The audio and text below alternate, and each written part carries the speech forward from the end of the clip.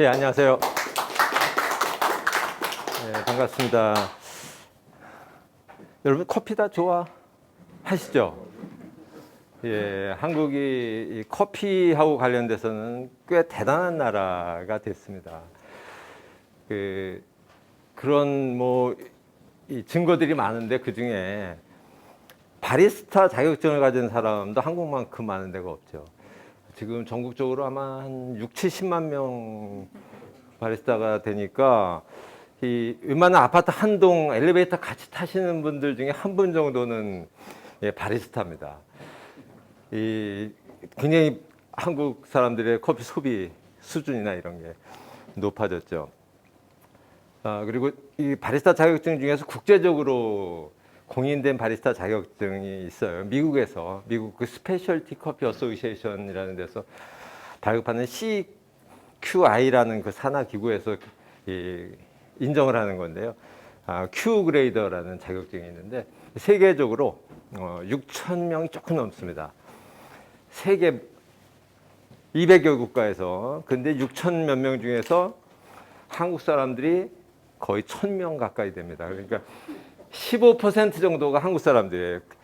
세계적으로 국제적으로 공인하는 그 커피 감별사 자격증 소지자가 그 중에 3명은 북한 사람들입니다.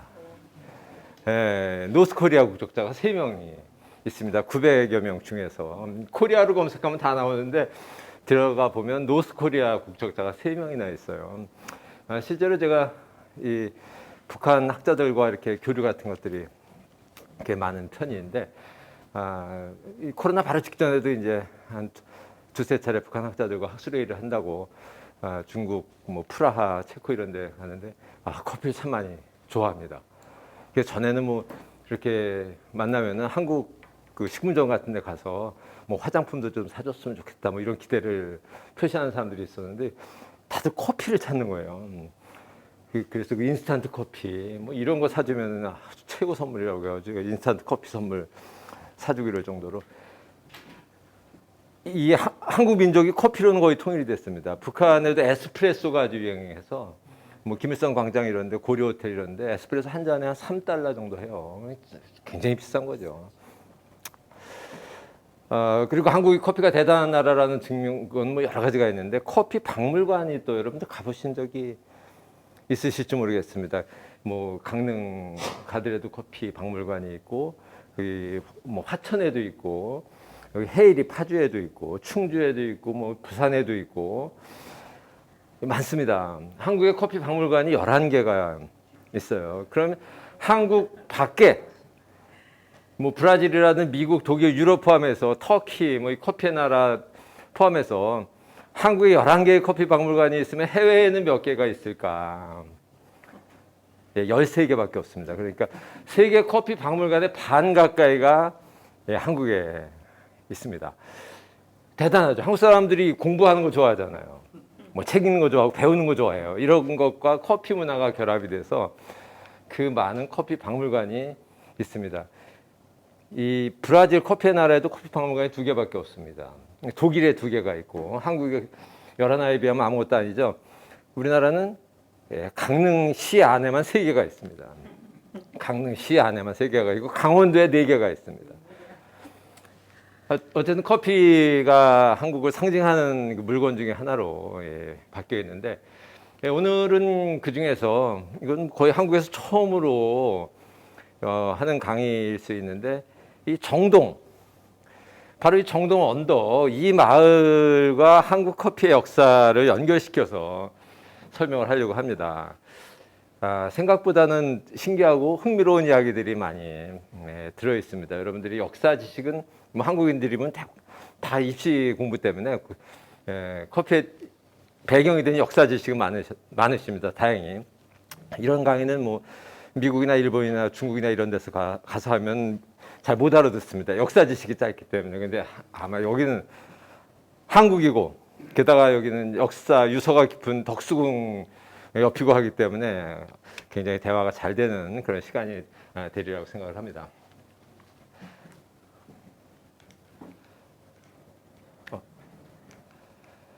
저는 원래 커피 전문가가 아니라 교육학자입니다.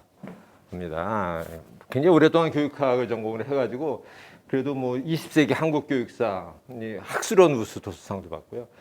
뭐 세계 교과서 한국을 말하다 이거는 교보문고에서 저자 초청 특강도 제가 강연회도 하고 공지영 씨하고 같이 같은 날 그 뭐 책이 나와가지고 행사도 하기로 했습니다. 북한 이탈 주민에 관한 책도 썼고 한국 교육 제사의 길을 찾다 이거는 문광부 수학술 도서로 얼마 전에 선정이 됐습니다. 그런데 최근에 이 모든 거를 다 저의 교육학자 이미지를 다 이렇게 무너뜨리고 새로운 이미지를 만든 책이 바로 커피 세계사 한국 가베사라는 책이 한 달 전에 나왔습니다. 한 달 전에 나왔는데 오늘 이 책을 3세 벌써 세 번째 인쇄를 할 정도로 굉장히 폭발적으로 좀 인기가 있습니다. 시내 모든 일간지에서 중앙일보 하나 빼고는 다 제 책을 다뤘고 뭐 YTN이라든지 뭐 교통방송 등등에서 많이 또 홍보를 해줬습니다. 제가 부탁한 게 아니라 다 알아서 책이 괜찮기 때문에. 그래서 지금은 저의 원래의 모습이 아니라 요즘 유행하는 부캐 이 커피 학자로 더 많이 인정을 받아가고 있습니다. 바로 이 책인데 오늘은 이 정동과 커피를 제 책을 통해서 연결을 시키는 일을 하려고 합니다. 먼저 할 이야기는 조선 최초의 커피 기록. 언제 이 조선의 문헌 중에서 커피 이야기를 했을까? 이런 질문을 하면 대부분 다 개화기 정도를 떠올리는 분들이 많습니다. 그런데 그것보다 훨씬 오래전입니다. 이 책은 1848년에 초판이 나오고 1852년에 개정판이 나온 벽의 신편이라고 하는 책인데 이 책에서 커피를 처음으로 소개를 하고 있습니다. 뭐 대단히 오래전이죠, 그죠? 1848년입니다. 이 책에서는 이 해외의 커피 이야기를 하고 있는데 필리핀에서는 커피라는 편두는 콩인데 제비콩이라고 우리가 부르는 걸 한자로 편두라고 합니다. 이 편두와 비슷하고 청흑색인 것을 볶고 끓여 먹는데 이 맛은 쓰고 향은 차와 비슷하다. 이런 표현을 했습니다. 서양인들은 차 대신 이것을 음용한다. 이거는 중국 청나라의 위원이 쓴 해국도지하고 서계여가 쓴 영환지략이라고 하는 거의 뭐 이 책 출판 직전에 나온 책입니다. 그러니까 신간 나오자마자 조선에 유입이 돼서 이 책을 통해서 커피 이야기를 처음으로 전한 게 1848년, 뭐 200년 조금 안 되는 그 오래전입니다. 우리가 잘 아는 사람 중에는 그 최한기라고 하는 이 교과서에 많이 나오는 분이죠, 그죠? 이 실학자인데 이분이 이 지구전요라는 책에서 이것도 1857년입니다. 그러니까 우리가 알고 있는 강화도령 철종 때니까 정말 역사 속의 인물이라고 할 수 있는 최한기 선생이 쓴 이 지구전요에서 필리핀, 인도네시아, 아라비아, 브라질 등 중남미 지역의 커피 생산 국가를 소개를 하고 유럽인들은 끓인 커피를 마시는데 연유나 설탕을 넣는다. 이 커피에 이런 이물질을 넣기 시작한 게 유럽 사람들입니다. 원래 커피에는 이런 거 들어가면 안 되죠, 그죠? 그런데 유럽 사람들이 이 낯선 쓴맛을 없애기 위해서 이런 것을 넣어서 마시기 시작한 풍습을 이때도 소개를 하고 있습니다. 미국인들은 아침 식사로 빵 혹은 면과 함께 우유, 계란, 버터, 차, 커피를 먹는다. 커피는 청색, 콩을 볶아서 간 후 물에 넣고 끓이거나 깨끗한 끓는 물을 넣어 찌꺼기를 제거하여 마신다. 굉장히 상세하게 커피가 무엇이고 어떻게 마시는지를 소개를 하고 있습니다. 이게 1850년대 이야기인데 그렇다면 우리나라에서 최초로 커피를 주문을 한 거는 언제일까? 첫 커피 주문은 직구였었습니다. 해외 직구. 해외 직구가 이 당시에 이미 커피에서 시작이 됐습니다. 어디서 주문을 했을까? 장소가 바로 이 자암마을, 한자로는 자색 그 바위가 있는 마을이고, 그 자암바위라는 게 발음이 두 개가 합해져서 잼배, 뭐 잼배마을 이렇게 불리기도 하는데 바로 이 동네입니다. 여기 염천교에서 정동 쪽을 바라다 보면 그 당시에 자색 바위가 큰 게 있어가지고 지금 순화동 쪽입니다. 순화 빌딩 부근인데 바로 여기서 100m, 200m밖에 안 되는 곳입니다. 지금 저 지명이 남아있는 것은 잼배옥이라고 하는 그 설렁탕 집이 여기 중앙일보 바로 위에 있습니다. 잼배옥. 그게 자암바위라고 하는 말이 우리말로 전환되면서 생긴 마을의 이름인데 바로 이 자리에 잼배옥이 있습니다. 지금 이게 자암마을인데 문헌에 나오는 우리나라 커피를 최초로 주문한 장소가 바로, 그리고 주문해서 받아서 마신 장소가 이 장소입니다. 배제학당 그 역사박물관이 여기이기 때문에 이 직선 거리는 뭐 200m, 300m 될까요? 하여튼 가까운 거리입니다. 커피 끓이면 냄새가 날 정도의 거리입니다. 누가 주문을 했을까? 이분입니다. 다행히 사진이 남아 있죠. 이 프랑스 분이고, 시메옹 베르네, 한국 이름은 장경일이라는 분입니다. 이 신부님이 태어난 거는 프랑스 르망이라고 하는 곳에 출생을 했는데 지금도 한국의 천주교인들이 이 지역을 많이 답사를 합니다. 이 파리에서 멀지 않은 곳이기 때문에. 이분이 1839년에 25살 정도에 당시 그 아시아 전교를 담당하고 있었던 파리 외방 전교회에 입회를 합니다.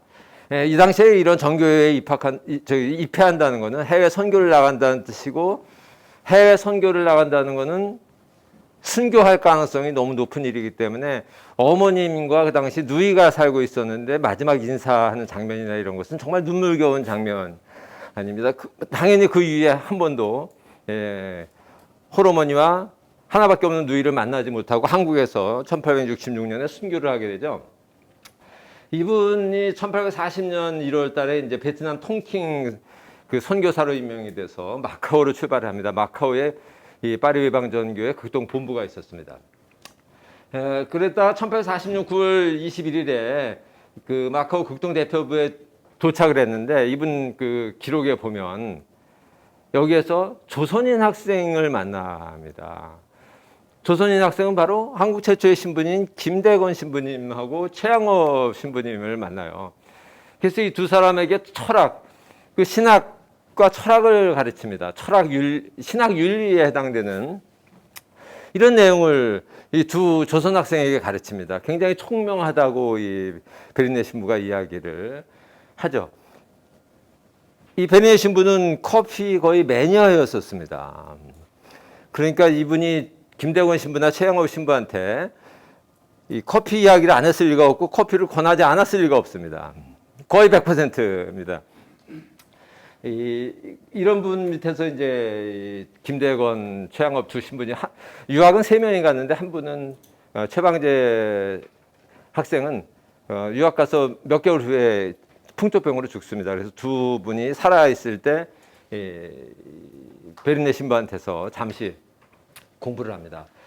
통킹에 41년 1월 달에 도착을 하는데 베트남에 도착한 지 얼마 안 돼서 바로 잡힙니다. 그래서 그 사형 선고까지 받아요. 그런데 다행히 한 2년 정도 감옥 생활을 하고 났는데 프랑스 군함이 그 소식을 듣고 이제 군함을 대고 협박을 합니다. 협박을 하는데 그 당시 베트남 그 왕이 죽고 어린 왕이 등극을 했었어요. 아주 어린 애였습니다. 얘가 뭐 그 사형시킨다든지 이것도 아이가 할 일이 아니니까 사형을 못 시키고 벌벌 떨고 있었는데 큰 군함이 와서 협박을 하니까 신부님을 내줍니다. 그래서 이제 가라고. 그런데 이 베르네 신부가 참 고집이 센 사람인데 자기는 고향으로 돌아가지 않겠다. 프랑스로 안 가겠다. 계속 선교를 하겠다고 우기는데 프랑스 정부에서 인정을 하지 않습니다. 왜냐하면 이 사람 때문에 베트남과의 관계가 나빠져서 베트남을 식민지화하고 이런 전략에 좀 문제가 생기는 바람에 귀국하라고 얘기해서 이제 군함에 타고 귀국을 하는데 파리로 가기 전에 중간에 인도양에 있는 섬에 도착했는데 그 섬 이름이 이제 부르봉섬, 버번섬이라고 하던 우리가 아는 버번 위스키나 커피의 품종 중에 2대 품종의 하나인 그 부르봉 커피 산지인 그 인도양에 있는 섬에 도착을 합니다. 지금은 레위인용 섬이라고 부르는 섬인데 이 섬에 도착했는데 그 섬을 다스리고 있었던 프랑스 총독이 이 베르네 신부의 간청을 받아들입니다. 그래서 프랑스로 가다가 다시 거기서 다른 배를 타고 이 베트남으로 안 갈 거를 서약을 하고 나서 이제 다시 아시아로 옵니다. 그래서 이분이 간 곳이 만주가 됩니다. 만주 그 대목 선교사 활동을 시작을 하는데 그렇게 한 10년 이상 선교 활동을 하다가 조선으로 들어가라는 명을 받습니다. 그래서 1856년 초에 상해를 출발을 해서 그해 3월 달에 한양에 도착을 합니다. 이 당시 이분이 어떤 길을 통해서 왔냐면 이제 백령도 인근을 통해서 오는데 이거는 김대건 신부께서 마지막으로 잡힌 곳입니다. 이 프랑스 신부들이나 서양 신부들이 이 신의주나 육로로 들어오다 다 잡히니까 해로를 개척하신 분이 김대건 신부님입니다. 왜냐하면 그 홍콩 마카오 이쪽에서 공부를 하면서 계속 그 서양 지도책을 많이 접했거든요. 그래서 이 해로 이런 것들을 아주 밝게 알고 있었습니다. 지도를 보고 안전한 루트를 개척을 한 그 길로 이분이 들어오셨습니다. 1856년입니다. 역시 이제 아주 오래전 이제 철종 때죠. 1858년 2년 후에 이 프랑스의 천주교 포교가 허용이 됩니다. 이 천진조약으로. 그러니까 중국은 천주교를 선교해도 된다고 이제 프랑스 정부하고 약속을 하는 조약을 체결을 하는데 이 조약 체결을 했을 때 이 베르네 신부가 만주에 있는 프랑스 신부한테 편지를 보냅니다. 부러우니까. 이분은 조선에 들어와서 2년 동안 굉장히 고생을 하고 숨어 살고 있는데 중국은 선교의 자유가 주어진 거예요. 그래서 편지를 쓰면서 이런 얘기를 합니다. 조선도 선교의 자유가 주어졌으면 좋겠다. 그 소식이 들리는 날 내가 축하를 받기 위해서 만주로 달려갈 것이다. 나를 축하해주는 방법은 아주 간단하다. 나를 축하해주는 방법은 따뜻한 방을 준비해놓고 온도를 따뜻하게 데워놓고 우유가 듬뿍 들어간 커피 한 잔을 주면 조선 전체가 선교의 자유를 얻은 것을 축하해주는 것으로 충분하다. 얼마나 커피를 좋아했으면 그런 그 편지를 쓸 정도입니다. 이 재밌는 것 중에 하나는 1859년 여름에 콜레라 팬데믹이 시작이 됩니다. 이건 세계적인 현상입니다. 세계적으로 이 무서운 콜레라가 덮칩니다. 지금의 팬데믹과 거의 똑같은 수준인데 같은 해 콜레라가 막 여름에 창궐을 하기 시작했는데 1859년 12월 그러니까 이 철종 후반기입니다. 경신년이었는데 천주교 박해를 시작을 합니다. 이거는 당시 이 왕한테 허락을 받은 박해가 아니라 좌포도장 임태영이라는 사람과 우포도장 신명순이라는 사람이 그냥 이 개인적인 그 사명감 뭐 이런 것 때문에. 왜냐하면 임태영 씨 아버지가 1839년 기해 박해 때 천주교도들을 잡아 죽이고 많은 천주교 신부들을 죽이는 바람에 왕한테서 점수를 따가지고 출세를 했거든요. 그래서 이 아들도 출세를 하겠다고 왕의 허락도 받지 않고 천주교도들을 잡아들이기 시작했습니다. 곱게 잡아들이는 게 아니라 뭐 약탈도 하고 방화도 하고 뭔가 나쁜 짓을 다 해서 막 천주교 세계가 다시 또 이게 뭐 공포감에 휩싸이게 만들었습니다. 이게 1859년 교과서에 나오는 경신박해입니다. 이 베르네 신부가 그 당시 어디에 있었냐면 전동, 지금은 견지동입니다.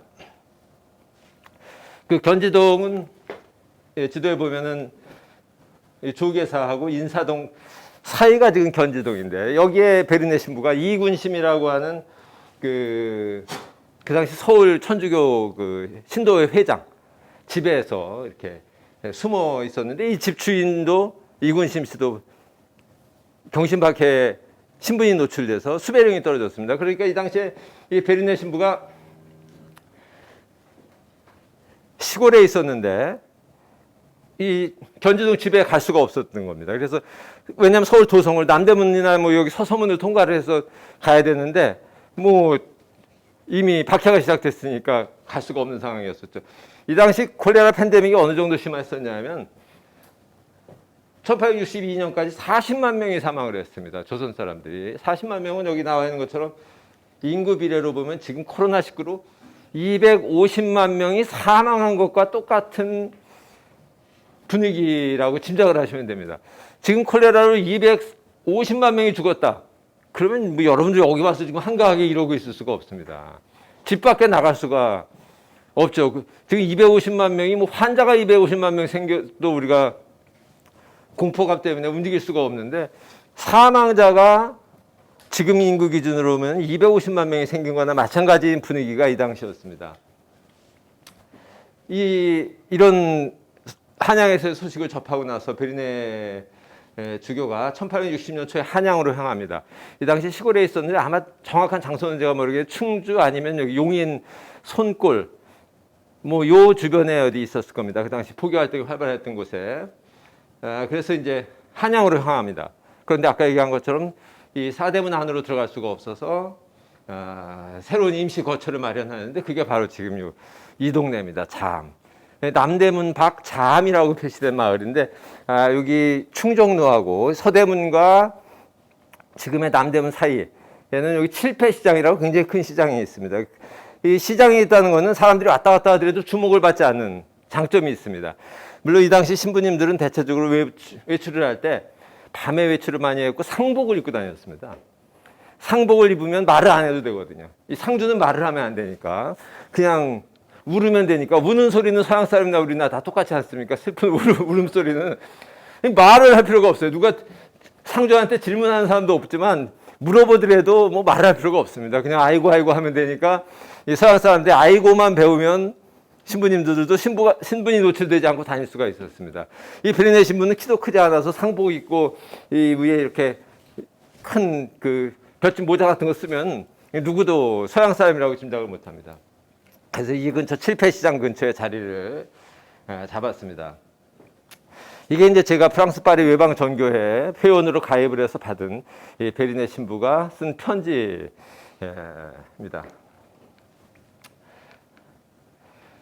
이 편지에 보면 이 콜레라 팬데믹과 천주교 박해가 주는 불안감 속에서 이제 베르네 신부는 바로 이 동네에서 그러니까 여기 도성이 이렇게 지나지 않습니까? 바로 옆으로 이 도성 바로 아래라고 보시면 됩니다. 여기에서 이제 하루하루를 숨어서 지내고 있었습니다. 그러다가 할 일이 없으면 우리가 책 보고 뭐 일기라도 쓰고 이러지 않습니까? 이분도 비슷한 심정입니다. 숨어 있다가 생각난 게 이제 편지나 써야 되겠다 해서 프랑스 파리 외방전교회 홍콩, 그 당시에는 이제 아편 전쟁 때문에 마카오에 있던 외방전교회 극동 그 대표부가 홍콩으로 내려온 상태였었는데 홍콩에 있던 그 극동 대표부에 서신을 씁니다. 이 서신을 통해서 커피와 흑설탕을 주문을 합니다. 커피 40리브르는 그 당시 그 파운드를 표시하는 프랑스 단위 명칭이었었으니까 이게 18kg이 조금 넘는 커피와 45kg 정도 되는 이 흑설탕을 주문을 합니다. 이 당시 1860년대나 19세기 전기관을 통해서 세계에서 가장 커피답지 않은 커피를 마셨던 나라가 프랑스입니다. 이 나폴레옹이 대륙 봉쇄를 하는 바람에 커피가 안 들어와가지고 사람들이 뭐 치커리 뿌리도 먹고 커피 조금 얻으면 거기다 설탕, 우유 듬뿍 넣어서 마시고 이게 지금 우리가 알고 있는 꽤 많은 이 가짜 커피들이 사실 라떼라든지 카푸치노 이건 다 가짜 커피입니다. 이게 이런 게 시작된 게 뭐 이 프랑스에서 거의 시작이 됐어요. 그리고 커피에다가 뭐 꽁초를 넣는다든지 이런 거 다 미국에서 시작됐습니다. 이 커피값이 너무 올라가면 이 사람들이 거의 중독된 상태에서 무엇라도 마셔야 되니까 막 마십니다. 그러니까 이 장사하느라고 이 꽁초 집어넣고 우리나라 꽁초 커피가 1970년대 신문에 났던 게 우리나라 발명품이 아닙니다. 이게 미국 발명품입니다. 심지어는 그 사람들은 커피에다가 벽돌가루도 집어넣습니다. 미국 사람들이. 이게 뉴욕타임즈에 나중에 제가 잠깐 소개해드리는데 벽돌가루, 빨간 벽돌가루를 갈아서 넣으면 커피 색깔 구분이 잘 되지 않아요. 바로 죽지는 않습니다, 사람이. 이 미국 사람들이 이미 1880년대에 시작을 했습니다. 어쨌든 뭐 이런 커피를 주문을 합니다. 요 부분에 세 번째 페이지, 편제 세 번째 쪽 마지막 문장이 이제 커피와 설탕을 주문을 하는 게 들어갑니다. 이렇게 주문을 했는데 1860년 3월 6일 날 이 편지로 커피를 주문을 합니다. 한국 최초의 해외 직구일 수가 있는데 이게 어떻게 그러면 언제 배달이 됐을까? 바로 1861년, 철종 12년이니까 1년 좀 지났죠. 4월 7일 새벽 5시에 바로 이 동네 자암에 커피가 도착을 합니다. 이것도 제가 이제 프랑스 그 베르네 신부의 편지에서 확인한 내용인데 정확하게 1년 1개월 1일입니다. 완벽하게 1년 1개월 1일 만에 이 동네에 커피가 도착을 해요. 근데 궁금한 게 가격이 상당히 비쌌을 것 같아요. 가격은 비쌌습니다. 돈이 나간가 보죠? 예, 다 그 선교에 도움이 된다면 조금 비싸더라도 보내줍니다. 이 커피는 그 당시에 라틴 아메리카나 꽤 많은 나라에서 서양 사람들이 그 선교의 수단으로 많이 활용을 했습니다. 주면 마셔보고 좋으니까 자꾸 그거 마시러 이 교회에 가거든요. 성당에 가거든요.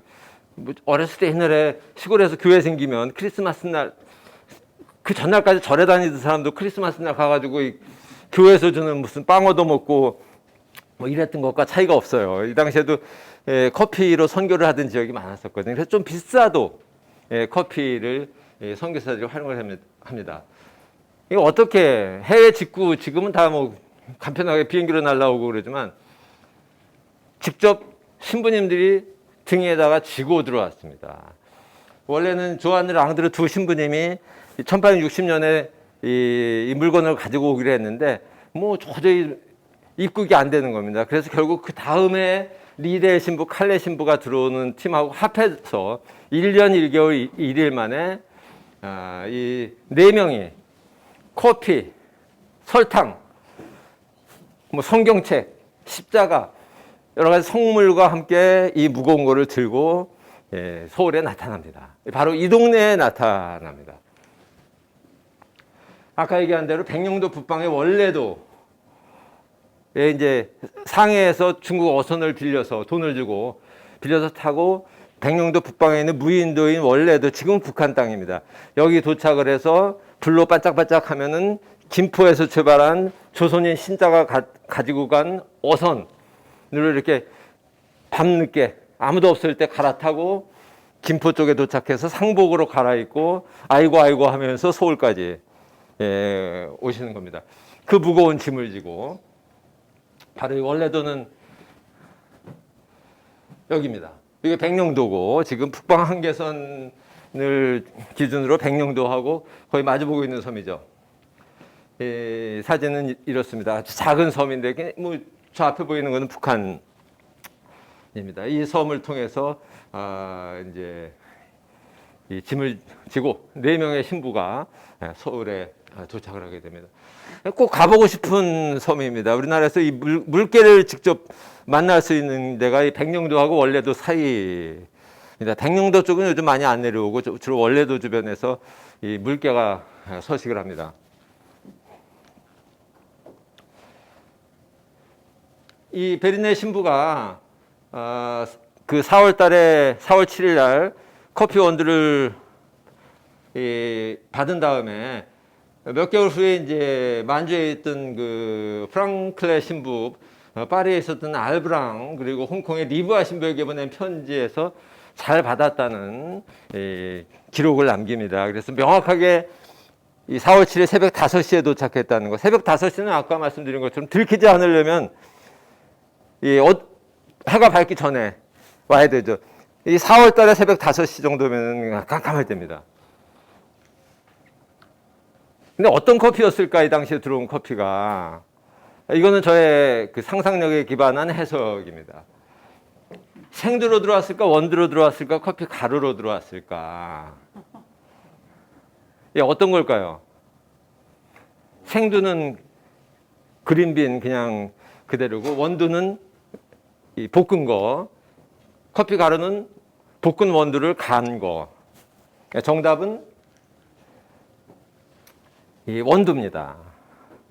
써 있지는 않지만 이 당시에는 그 커피를 수출하는 뭐 예멘 모카항이라든지 뭐 이런 곳에서 다 생두는 수출하지 않았습니다. 왜냐하면 커피가 다른 곳으로 나가는 것을 뭐 단속하는 것도 있고, 씨앗이 나가는 걸 단속하는 것도 있었고, 또 생두는 이동에 워낙 무거워서 안 됩니다. 또 갈아서 나가면은 변질이 되죠.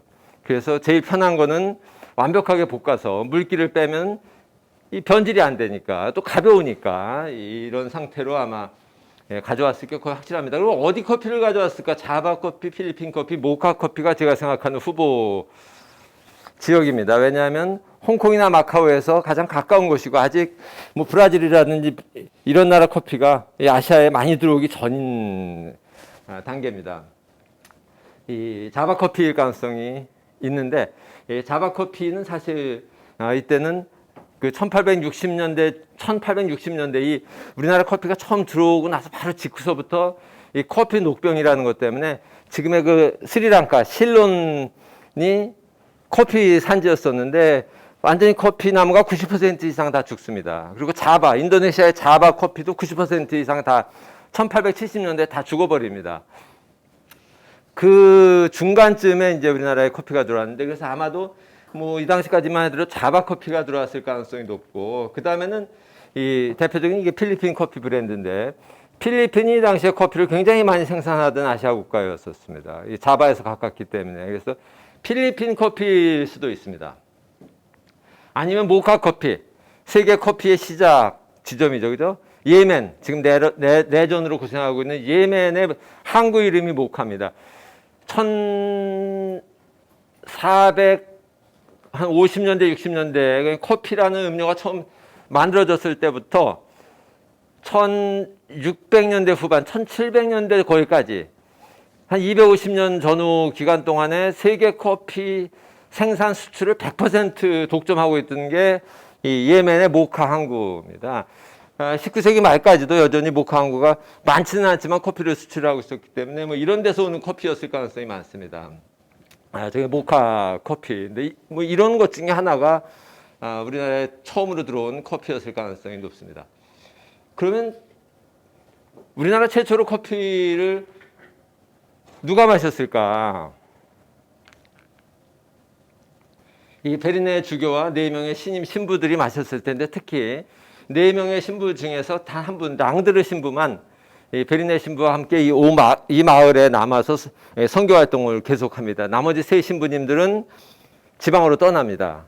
며칠 있다가 뭐 2주일이 있었으니까 2주일 동안은 커피를 마셨겠지만, 2주일이 지나고 나서 이 2분이 커피를 아마 많이 마셨을 것 같고, 그 다음에는 이제 함께 거처하면서 도우미 역할을 했었던 조선인들이 커피를 마셨을 텐데, 이름이 알려진 사람들은 뭐 이런 사람들입니다. 이선희는 특히 가능성이 많은 게 이분이 그 음식 도우미였었습니다. 음식을 해주는 분이었는데, 나중에 1866년 병인 박해 때 베르네 신부가 이선희 씨의 밀고로 잡힙니다. 그래서 가장 천주교 역사에서 안 좋은 이름 중에 한 분이 이선이라는 이름인데, 이분이 베르네 신부를 음식을 수발하던 사람이고, 커피도 베르네 신부가 뭐 직접 커피를 주전자에 끓이고 했을 리는 없기 때문에 이선희 씨가 커피를 끓였을 가능성이 많고, 처음으로 맛봤을 가능성도 여전히 있습니다. 홍봉주 부부, 뭐 정의배 부부, 김성실, 이바르바라, 김입돌, 그다음 피바오르, 뭐 이런 분들이 알려진 이 자암에서 이 베르네 신부를 도우면서 같은 집에서 거의 기거를 하든지 출입을 많이 했던 분들입니다. 그래서 이분들이 아마 처음에 이 낯선 음료인 커피를 마셨을 텐데, 일본이나 중국에도 커피가 비슷한 시기에 들어갔는데, 일본이나 중국에서는 유행이 되지 않습니다. 이 사람들이 차를 많이 마시기 때문에 이 쓴 음료는 마셔보니까 이건 고약하거든요. 기록에 나와 있는 내용입니다.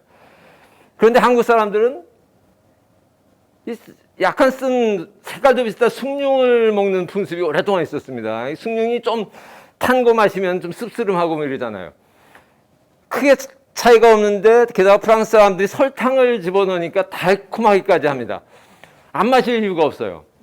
좀 달콤한 숭늉하고 비슷하니까 이 당시에 처음 마셨던 사람들이 대부분 다 좋아했으리라고 생각합니다. 맛은 어땠을까? 달콤하다고 표현을 했습니다. 이거는 베르네 신부가 쓴 편지에서 이 달콤한 것을 마셔서 내가 이 무더운 여름과 이 우울함에서 벗어날 수가 있었다. 고맙다는 편지를 보냅니다. 그래서 이 사람들이 마신 커피는 설탕을 많이 넣기 때문에 틀림없이 단맛이 났을 겁니다. 이런 모양으로 했을 겁니다. 이 당시만 하더라도 지금과 같은 드립이라든지 다른 기계가 없었습니다.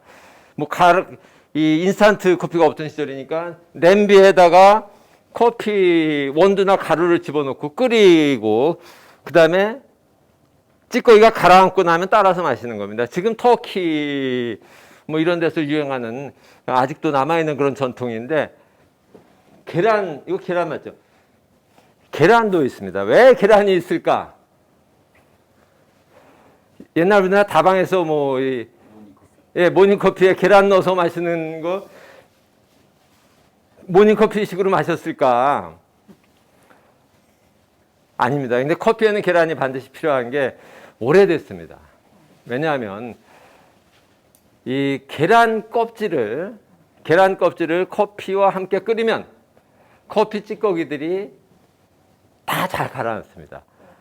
커피 찌꺼기가 물에 남아있지를 않아요. 그걸 어떻게 발견했는지 모르겠지만 그래서 서양에서 꽤 많은 나라에서 이 18세기, 19세기에 커피를 끓일 때는 계란 껍질을 넣었습니다. 계란 껍질을 넣으면 커피 알갱이들이 다 계란 껍질과 이렇게 들러붙어서 바닥에 쉽게 가라앉는다고 해요. 그래서 우리나라 이건 누가 찍은 사진인지 모르겠는데 옆에 계란이 있는데 실제적으로 아마 이 당시 그랬을 가능성이 있습니다. 프랑스 사람들도. 그래서 이런 식으로 끓여서 베르네 신부와 한국인 신자들이 아주 달콤한 커피를 마시게 됩니다. 이 40리브르 18kg 정도 되는 커피는요. 이 당시에 커피 한 잔 끓이는데 필요한 커피 원두는 4g 정도밖에 되지 않았습니다. 지금은 저는 오래된 바리스타이기 때문에 커피를 매일 끓이고 대접을 하고 하는데 지금은 좀 연하게 할 때는 한 7g, 좀 진하게 할 때는 한 10g 정도면은 그냥 이 드립 커피로는 가능하죠. 이 에스프레소를 만들 때는 그보다 조금 더 많이 한 15g이나 20g 가까이 들어갑니다만 19세기 말 우리나라에 커피가 처음 들어올 때는 세계적으로 한 잔 만드는데 4g 정도 들어갔습니다. 그래서 아까 들어온 18kg 이 40리브레 커피는 환산하면 최소한 4,500잔을 만들 수 있는. 신부님 혼자 4,500잔을 1년 동안에 매년 주문을 했으니까 마셨을 리가 없죠. 1년 지나면 또 주문을 합니다, 이분이. 커피 다 떨어졌다고. 그런 거로 봐서는 4,500잔 중에서 아마 3분의 1, 4분의 1이나 본인이 마셨겠습니까? 나머지는 주변에 있는 한국의 신도들과 나눠 마셨을 가능성이 굉장히 많은데 이분들이 대부분 다 병이 박힐 때 돌아가신다는 게 문제예요. 다 순교를 하시기 때문에 특히 천주교인들은 기록을 남기지 않습니다. 기록을 남기면 그 당시에 박해를 받기 때문에 그래서 기록이 없을 뿐이지 이 커피 양으로 보면은 주변에 있던 조선인들이 커피를 굉장히 맛있게 많이 마셨다는 것은 거의 분명하죠. 이후에 이분이 돌아가시던 병인 박해 때까지 매년 50 내지 100파운드 정도의 원두를 계속 주문을 합니다. 그러니까 1년 동안에 주변 분들하고 커피를 열심히 마셨습니다. 이 1861년은 남북전쟁이 시작된 해고요. 미국에서 커피가 대중화되는 결정적인 계기는 남북전쟁입니다. 이 당시에 이렇게 모닥불에 커피를 끓이는 장면은 우리 영화 드라마에 많이 나오는 장면인데 이게 정확하게 우리나라에 커피가 처음 들어오던 해와 일치하는 남북전쟁이 시작된 해의 미국의 모습이죠. 남북전쟁 때 미국 군인들에게 모든 북군 군인들에게 1인당 43g의 커피가 배급이 됐어요. 43g.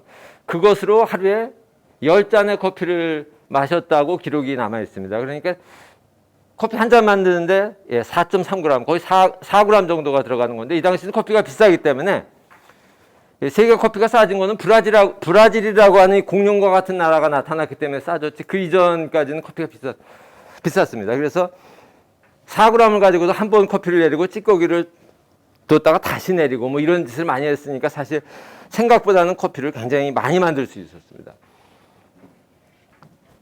이 장면 혹시 기억나시는 분 있습니까? 유명한 영화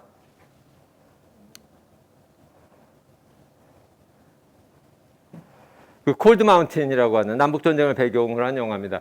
그 미국의 그 남부에 사는 여성이 그 애인이 전쟁에 가는 바람에 혼자 버팁니다. 그 주변 많은 남성들 군인들의 협박, 뭐 폭력 이런 거에 부모님도 잃고 뭐 이러고 버티는데 옆집 그 어르신 애들의 도움을 받아요. 그래서 간신히 생존을 하게 되는데 몇 년 동안 도움을 받다가 이제 옆집에 처음으로 선물을 하나 가지고 갑니다. 이 영화의 후반부에 나오는데 선물을 가지고 가면서 이렇게 딱 주는데 커피입니다. 이 남북전쟁 후반에 커피입니다. 그리고 나서 한마디를 더 붙입니다. 절대 치커리가 아닙니다. 치커리 커피가 아닙니다. 커피입니다. 이렇게 얘기합니다. 이 당시만 하더라도 커피가 너무 비싸가지고 이 치커리라든지 이런 가짜 커피가 많았어요. 특히 프랑스가 최고 가짜 커피가 많았고 두 번째가 독일, 세 번째가 미국 뭐 이렇습니다. 그래서 이 같은 시기에 이 미국 남북 전쟁이 얼마나 커피에 큰 영향을 줬냐면 북군이 전쟁에서 이길 수 있었던 것 중에 하나도 커피입니다. 북쪽 사람들은 커피를 들여다가 마음대로 커피를 마시니까 군인들이 밤에 잠이 안 오니까 이 불침번도 잘 쓰고 이 따뜻한 커피를 마시니까 전쟁할 때 힘도 나고 해가지고 북군들은 하루에 10잔씩 커피를 마시면서 이 맑은 정신에 막 전쟁을 할 수 있었는데 이 남쪽 군인들은 치커리 또 백합 뿌리 이런 거 끓여가지고 커피가 비슷한 색깔만 나는 걸 마시면서 전쟁을 하니까 밤 되면 졸리고 근데 북군은 밤에 잠이 안 오거든요. 커피를 많이 마셔가지고 전쟁을 잘하죠. 실제적으로 역사책에 많이 나오는 장면입니다.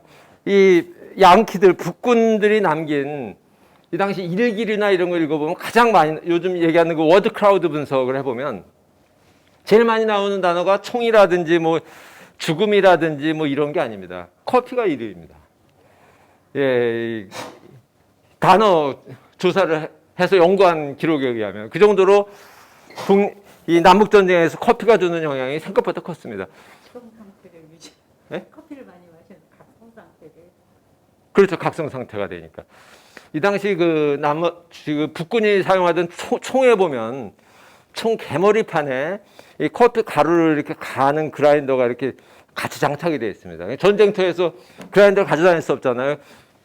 개머리판이 남으니까 나무에 구멍을 내서 연필 우리가 깎는 거 있지 않습니까? 연필 깎기처럼 커피 원두를 집어넣고 이렇게 돌려서 커피를 가루를 낼 수 있는 거를 개머리판에 장착을 했습니다.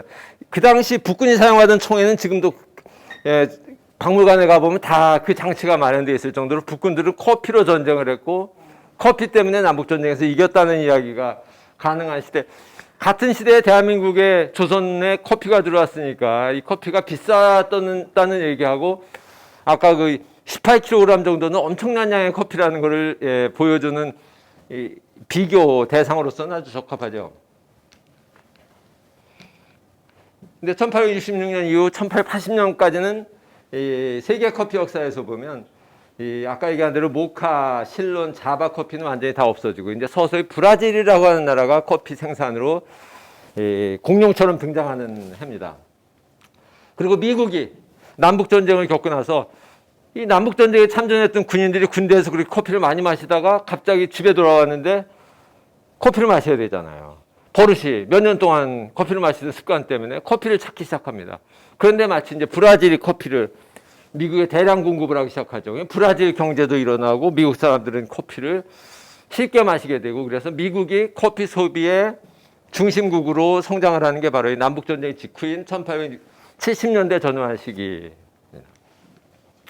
우리나라 커피 역사에서는 어떤 스토리도 없는 공백기가 이제 이 시기입니다. 1866년에 천주교 박해로 모든 신부들은 다 죽여버리고 이 완전한 세국 정책으로 서양적인 거는 아무것도 못 들어오게 막아 놓습니다. 그래서 1880년대까지는 거의 공백기가 되죠. 80년대에 여러분들이 다른 이 시리즈 강의에서도 이제 들으셨던 내용일 수도 있는데, 이 정동의 미국 공사관이 82년에 개관을 합니다. 지금 이 미국 대사 관저가 있는데죠. 제가 그 대사 관저에서 스타벅스 회장님하고 워싱턴 주지사하고 같이 식사를 하고 커피를 마신 적이 있습니다. 10여 년 전에 우리나라 스타벅스가 처음 들어왔을 때. 82년은 조미수호 통상조약. 83년. 죄송합니다. 83년 조약이 체결되고 나서 그 다음에 공사관이 개관을 하고, 여기가 이제 리게이션 스트리트, 공사관 거리라고 불립니다. 이어서 이제 서양 여러 나라 공사관들이 들어서게 되죠. 그 중에 이제 83년에 퍼시벌 로웰이라고 하는 하버드 출신의 천문학자입니다. 이분이 조미수호 통상조약 기념으로 그 사절단의 그 통역 겸 안내원으로 조선인들을 이끌고 미국을 방문을 합니다. 고마워서 이분을 고종이 초청을 하죠. 고종이 초청을 해서 이제 바로 이 공사관을 방문을 하고, 그러니까 정동을 방문을 하고, 그 다음에 84년 1월 기록에 보면 인근에 있었던 경기도 관찰사, 지금 서대문 바로 그 돈이문터 지나자마자 그 밖에 경기도 관찰사가 그 공간이 있었고, 그 당시 관찰사가 김홍집 씨였었습니다. 김홍집 씨는 그 직전에 일본을 몇 차례 수신사를 방문을 했기 때문에 아마 커피를 알았을 것 같은데, 그 집을 방문을 했는데 퍼시벌 로웰이 그 집에서 커피를 대접받았다는 기록을 또 남기고 있습니다. 그 조선 더 랜드 오브 모닝캄이라고 하는 책이 하버드 출판사에서 85년에 나왔는데, 이 책에서 김홍집 씨한테 이름은 나오지 않지만 경기도 관찰사에게서 커피 대접을 받은 이야기가 나옵니다. 그 다음에 84년 이분은 퍼시벌 로웰은 고종의 사진을 처음으로 찍은 사람입니다. 그리고 그 사진을 처음 발견한 사람은 우리나라의 천문학자로 TV에 많이 나왔었던 조경철 박사입니다. 조경철 박사가 미국을 방문했다가 일본인 친구의 권유로 이 퍼시벌 로웰을 기념하는 이 박물관에 갔다가 천문대에 갔다가 거기에서 이 고종 사진, 우리나라의 카메라를 들고 처음 온 사람이 퍼시벌 로웰이고, 그 사람이 찍은 사진 중에 고종 사진이 가장 오래된 고종의 그 실제 사진입니다. 이 84년에도 영국 부영사였던 윌리엄 칼스가 정동 소재의 그 멜랜더루프 집에서 커피 대접받았다는 기록을 남겼고요. 호레이스 알렌이나 버드 비숍, 벙커, 이런 분들도 커피 음용 기록을 남겼는데 다 이 정동에서 활동하던 분들입니다. 이 당시에 정동은 아시는 것처럼 그런 외교 공간이라든지 외국어 학교들이 질비했던 곳이죠. 이분이 퍼시벌 로웰, 그리고 퍼시벌 로웰이 처음 찍은 고종 사진입니다. 퍼시벌 로웰은 천문학자입니다. 미국에서도 유명한 천문학자입니다. 미국인으로 화성에 대한 연구물을 처음 쓴 사람이 퍼시벌 로웰이기도 합니다. 그 다음에 정동하면 또 빼놓을 수 없는 인물이 손탁이죠. 근데 약간 과장이 됐죠, 이분에 대해서는. 특히 커피 역사에서는 과장이 많습니다. 이분은 알사스 로렌 출신이에요. 학교 교과서에 나오는 그 마지막 1세의 배경이기도 한.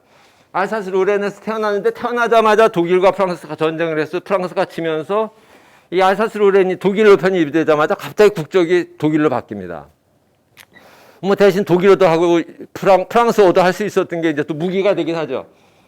85년에 러시아 공사 베베르, 이 공사관 바로 정동에 있는 이 공사관에 베베르와 함께 입국을 하는데, 베베르 공사의 부인이 손탁의 바로 아래 여동생입니다. 그러니까 그 인맥으로 조선에 오게 되죠. 그래서 공사관 맞은편 정동 16번지, 29번지라는 주장도 있습니다. 바로 이게 스페인 대사관이나 미국 대사관 중에 하나일 텐데, 아마 16번지일 가능성이 좀 더 많습니다. 여기에 집을 짓고 삽니다. 처음에는 통역사로 시작했다 왕실의 양식 요리사를 하다가 96년에 이제 아간파천에 관여를 하면서 고종의 신임을 받아서 지금 이화여고 자리에 그 땅과 건물을 이어받아서 거기서 이제 손탁 호텔이라고 하는 걸 건립을 해서 경영을 하게 됩니다. 1층에 커피숍을 운영했다라고 하는 기록이 굉장히 그런 이야기들이 굉장히 많은데 사실 정확하지는 않습니다. 미스터 션샤인에 나오는 그 드라마에 나왔던 장면이 뭐 이 손탁 호텔을 이렇게 모티브로 해서 쓴 거는 맞지만 이 손탁 호텔에서 커피를 마시는 장면이나 메뉴나 이런 거는 없습니다. 단지 서양식 호텔이었기 때문에 뭐 1층에 있었겠다 카페가 뭐 이런 추측을 할 뿐이죠. 이 손탁 호텔 1층에 있던 커피숍은 1904년에 윈스턴 처칠이 종군 기자로 러일 전쟁 취재차 왔다가 방문을 하는 것은 기록에 남아 있는 거고, 그다음에 마크 트웨인 이 방문을 하고, 이토 히로부미가 바로 여기 중명전 부근에서 그 을사늑약을 준비하면서 머물렀던 게 바로 손탁 호텔입니다. 그 당시 손탁 호텔의 광고를 보면 이렇게 나와 있습니다. It's the only first class foreign style hotel inside the city wall. 도성 안에 있는 유일한 그 1급 호텔 뭐 등등으로 쭉 나갑니다. 뭐 통역관도 제공할 수 있고 뭐 등등등등. 이 당시에는 이 보어라고 하는 사람이 손탁에 이어서 이 건물을 이어받은 이후가 되겠습니다. 정관원 우리 관장님, 전문인 건축가시니까 제가 쓴 게 이것도 맞을지 안 맞을지 모르겠는데 1900년 러시아의 사바틴이 설계한 서양식 건물이라는 건 맞는 것 같죠, 그죠? 고종의 그 휴게 공간 또는 잠시 어진 봉안소였습니다. 이쪽에 불이 났었을 때 덕수궁에 대부분의 전각이 훼손이 됐을 때 이곳에 옮겨서 그 태조 어진을 포함해서 잠시 봉안을 했던 곳이기도 하고, 1933년은 일제에 의해서 덕수궁이 이제 공원화할 때도 정관원은 훼손이 안 되고 있었습니다. 해방 이후에는 잠시 카페로도 이용이 된 적이 있었다고 하는데 언제까지인지 모르겠습니다. 이 덕수궁에 들어가 보면 뒤편에 동물원도 있었고, 뭐 정관원의 커피를 전 마셨던 기억은 없는데 어쨌든 기록에 보면 카페로도 사용이 된 적이 있습니다. 이 건물에서 이제 고종이 커피를 뭐 마시고 대접을 했다. 라는 해석이 굉장히 많은데 역시 정확한 근거는 없습니다. 그냥 사실은 그 성당 안에서 진전을 모신 곳이기 때문에 커피를 마실 수가 없어요. 그렇죠. 예. 제 해석과 거의 차이가 없습니다. 그런데 많은 사람들이 여기가 약간 일시적으로 이런 휴게 공간으로도 사용됐다든지 뭐 이런 것과 고종이 커피를 좋아했다는 걸 합해서 여기가 우리나라 최초로 뭐 커피를 마신 장소다. 그 주인공은 고종이다. 이런 이야기를 만들어냈는데 뭐 최초의 커피 운명자가 고종일 가능성은 0%고 이 정관원이 그런 의미를 갖는다는 것도 억지 해석입니다. 그냥 사실에 전혀 관계없는 이야기들이죠. 재미있는 것은 84년 뉴욕타임스 헤드라인 기사입니다. Poison in every cup of coffee. 독이 모든 그 컵에는 다 커피 잔에는 독이 들어있다는 표현이 나오는데, 이게 아까 얘기한 것처럼 이 당시에는 미국 커피에 정말 이물질을 많이 집어넣었습니다. 완전히 미국의 상업주의가 성장을 하면서 돈 벌겠다는데 광분을 했었던 많은 기업들이, 그 중에 하나가 이제 맥스웰 하우스의 등장인데, 맥스웰 하우스는 1892년에 회사가 출범을 하는데, 맥스웰 하우스 커피를 처음 만든 사람은 1884년 우리나라 갑신정변 일어나던 해입니다. 식품점에서 배달 사원을 하던 그 칙이라는 사람이 있는데, 이 배달하는 물품 중에 이 맥스웰 하우스라고 하는 호텔에 커피도 납품을 했습니다. 커피 배달을 하는 거예요. 그런데 이 친구가, 칙이라는 친구가 커피를 배달하다 보니까 든 생각이, 왜 어떤 커피는 단맛이 나고 어떤 커피는 향이 진하고 어떤 커피는 고소하고 어떤 커피는 알이 크고 어떤 커피는 알이 작고 이렇게 다양한데 이거를 왜 섞어서 마시지 않을까?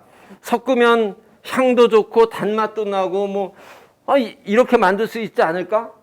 이런 생각을 갑자기 하게 됩니다. 그 전까지 맥스웰 하우스의 출범 이전까지는 모든 커피는 섞지를 않았습니다. 다 한 가지 커피만 마셨지 그걸 섞는다고 생각을 하지 않았어요. 우리가 잡곡밥 해먹는 것처럼 이게 섞는다는 생각은 건강 생각하고 이러면서 나온 거지, 옛날에는 다 그냥 한 가지 밥 했던 것하고 똑같이. 근데 이 칙이라는 친구가 생각을 해보니까 섞으면 맛있을 것 같아. 그래서 여러 커피를 섞어봅니다. 비싼 커피와 싼 커피를 막 섞어봐요. 그런데 자기가 원하는 아름다운 맛은 안 나고 점점 이상해지는 거야. 몇 년 동안 이 노력을 했냐면 8년 동안을 배달 일이 끝나면 집에 가서 여러 커피를 섞어가지고 마셔보는 걸 8년 동안을 합니다, 이 사람이. 그래서 84년에 시작해서 92년에 자기가 생각하는 맛있는 커피를 찾습니다. 그래서 이 커피를 들고 이 맥스웰 하우스라고 하는 자기가 납품하던 호텔 주인을 찾아가서 여기 카페에서 이걸 한번 써보라고 얘기를 했더니 처음에는 거절을 하다가 워낙 오래된 단골이니까 그래 써보자 하고 그랬습니다. 그랬더니 사람들이 호텔 방문을 하러 오는 게 잠자러 오는 게 아니라 이 새로운 커피를 마시러 오는 거예요. 그래가지고 대박이 났습니다. 그래서 친구하고 같이 그 커피 회사를 차려가지고 이름을 뭐로 할까 하다가 호텔의 허락을 받고 맥스웰 하우스 호텔 이름을 없애버리고 커피 이름으로 바꿉니다. 그래서 이제 지금 우리가 알고 있는 맥스웰 하우스가 탄생을 해서 세계 커피 시장에 블렌딩, 여러 커피를 섞는 게 의미가 있다. 그래서 싼 커피들, 그 당시 싼 커피의 상징은 브라질 커피입니다. 산토스. 우리나라에 70년대, 80년대에 들어와가지고 많은 사람들이 산토스, 이 한국 이름이거든요. 커피 수출하던. 제일 저급한 커피인데 이 커피와 좋은 커피를 살짝 섞어서 시장에 내놓으니까 이게 굉장히 높은 가격을 받을 수 있는 겁니다. 그래서 이제 미국의 맥스웰 하우스나 이런 회사가 급성장을 하기 시작을 하는 게 1890년대 정도입니다. 맥스웰 하우스 초기 광고입니다.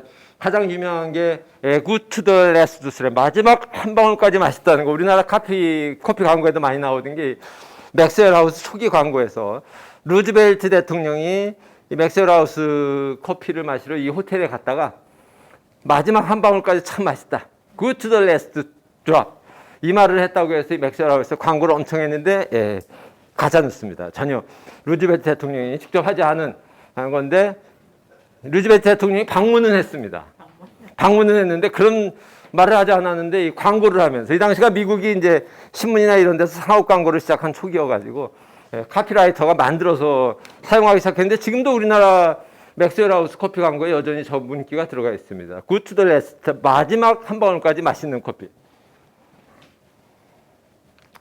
우리나라 최초의 커피 광고도 역시 정동에서 시작을 했습니다. 광고주는 알버트 프레드리 골샤키라는 사람인데 우리나라 신문은 고살키라고 이렇게 한글로 표현된 사람인데 독일의 사람입니다. 1884년에 제물포에 도착해서 무역업을 합니다. 서양 물품을 가져다가 파는 일을 하는데 돈을 조금 벌고 나서 한 게 재미있게도 누에 농장하고 뽕나무 농장을 시작을 합니다. 제물포에서. 이 당시에는 한국인에게 제일 필요한 것 중에 하나가 먹는 거 다음에 입는 거였었습니다. 그래서 그 당시 그 면직물 수입이 우리나라 수입량의 정확하게 50% 정도를 차지하는데 그 당시 수입했었던 면직물이 맨체스터산이 제일 많습니다. 90%가 영국의 맨체스터산 면직물이 이 박지성이가 뛰던 그 도시에서 온 면직물들이었습니다. 돈을 벌자 바로 청동 이 동네로 옵니다. 1895년에. 그래서 청동에서 식료품 가게를 시작을 합니다. 그런 이 식료품 가게가 처음으로 우리나라에서 커피 광고를 게재를 하는 게 1896년 9월 15일. 자, 독립신문입니다. 독립신문은 아시는 것처럼 정동, 여기 지금 서울시립미술관 올라가는 쪽 오른쪽에 독일어 학교하고 같이 있었습니다. 거기에. 유경공원도 처음에는 거기 있었죠. 1896년 9월 15일자에 모카커피, 자바커피 광고를 게재를 합니다. 이런 내용이죠. 그죠? 바로 로스팅한 모카커피 파운드당 75센트. 자바커피는 파운드당 70센트. 5센트 차이가 난다는 이런 정동, 골샤키. 이 당시에는 가게 이름이 다 사람 이름이었습니다. 일제시대 때도 한동안 그랬었죠. 가게 이름이 그냥 사람 이름으로 표기한 적이 많아요. 근데 이 사람이 1897년 3월 20일 날은 이 베이커리 카페를 또 만듭니다. 그래서 광고를 하죠. We have started a bakery and we supply. 베이커리 카페에서 빵과 함께 커피를 제공을 한다는 광고를 또 실립니다. 우리나라 최초의 베이커리 카페입니다. 왜냐하면 세계에서 빵집에서 커피를 팔기 시작한 것은 독일입니다. 베이커리 카페의 시작은 그래서 이 고샤키가 독일 사람이기 때문에 우리나라 카페의 출발도 독일식입니다. 베이커리 카페 시작한 사람이 고샬키죠.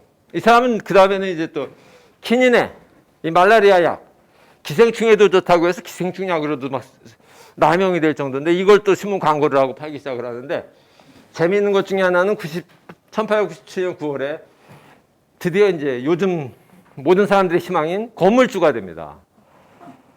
예, 건물주가 돼요. 그래서 고샬키 빌딩을 지어서 고샬키 빌딩에서 임대업을 시작합니다. 옛날이나 지금이나 이게 최고의 돈 번 사람들의 로망은 건물주가 되는 건데 이 고샬키가 제가 알고 있는 우리나라에서 서양인으로서 이 건물 임대업에 아마 처음일 겁니다. 이것도 신문에 광고를 하면서 한 아마 첫사람일 겁니다. 이게 룸스 투렛.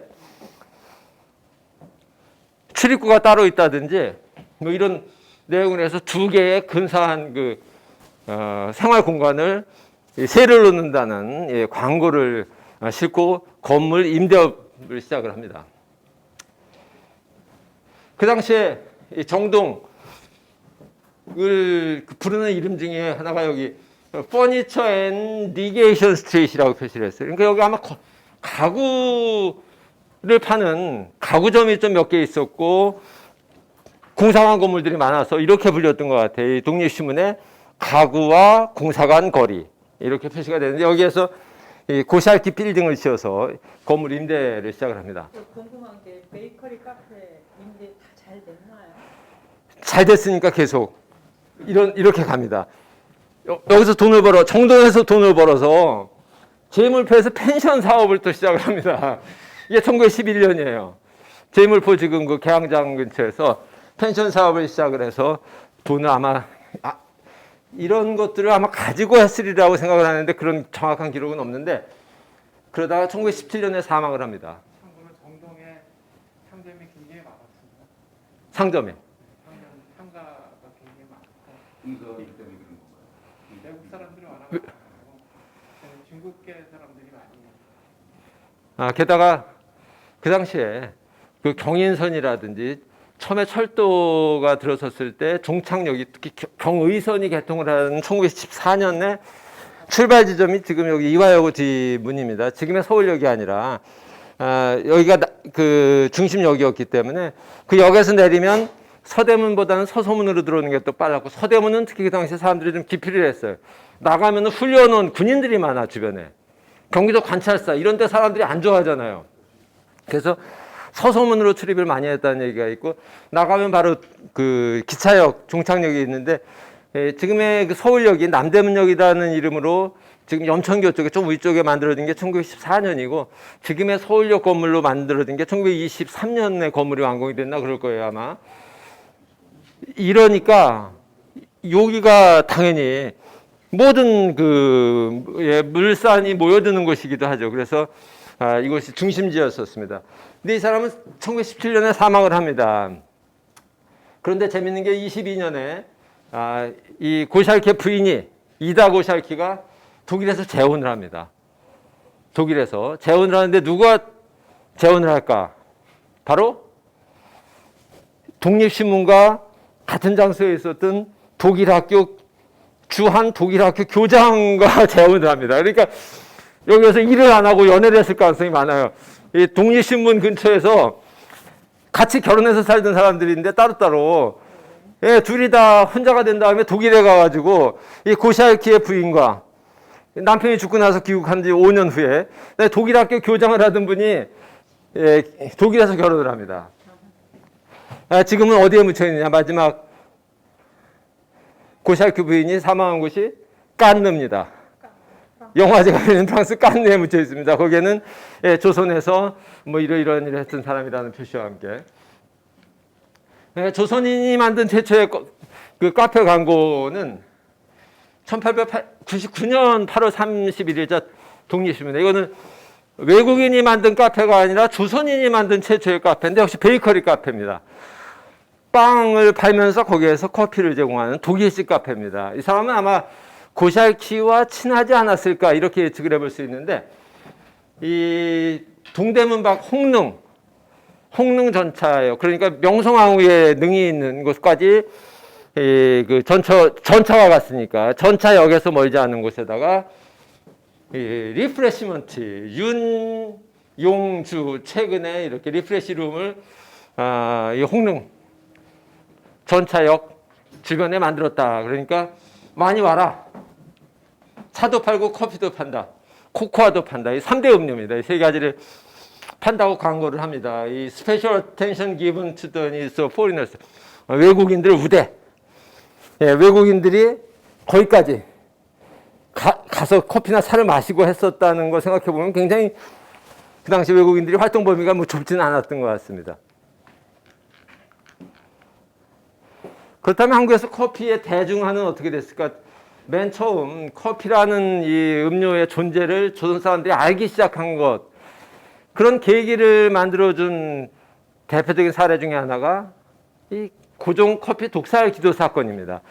이 사건이 독립신문을 비롯해서 일간 신문지에 많이 나가면서 뭐 거의 그의 가을을 거의 도배하다시피 나갑니다.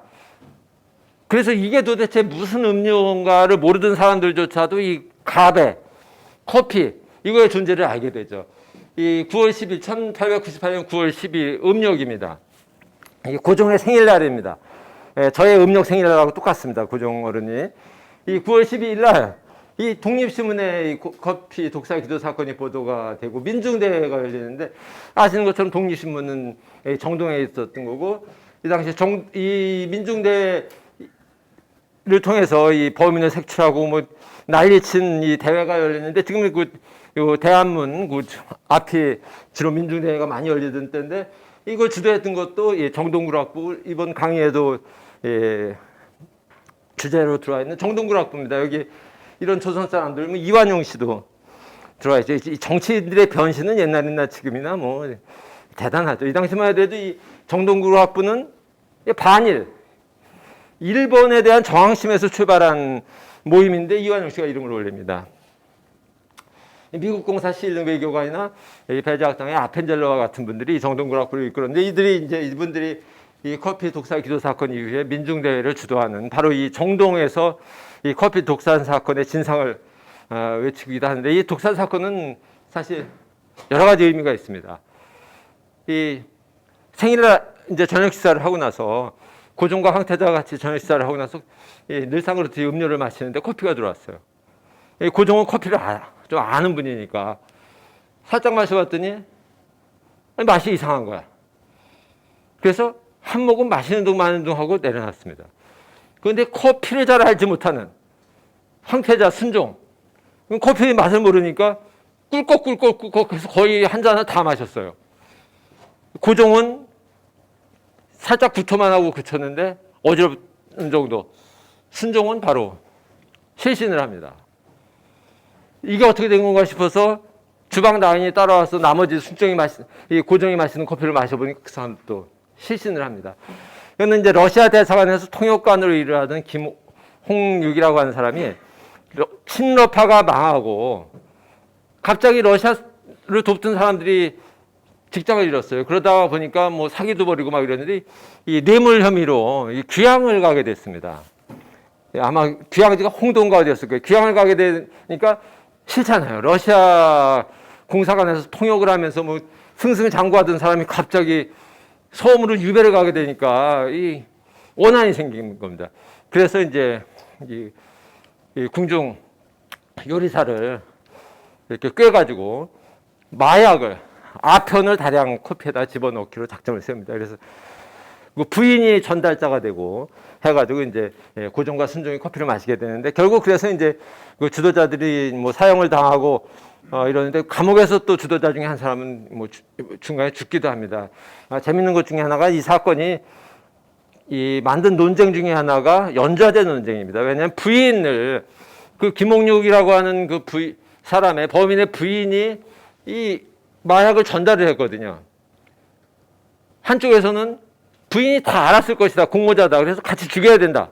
한쪽에서는 뭐 그냥 물건만 전달했는데 뭔지 알았겠느냐, 본인도 몰랐다고 얘기한다, 그러니까 죽이지 말아라. 싸웁니다.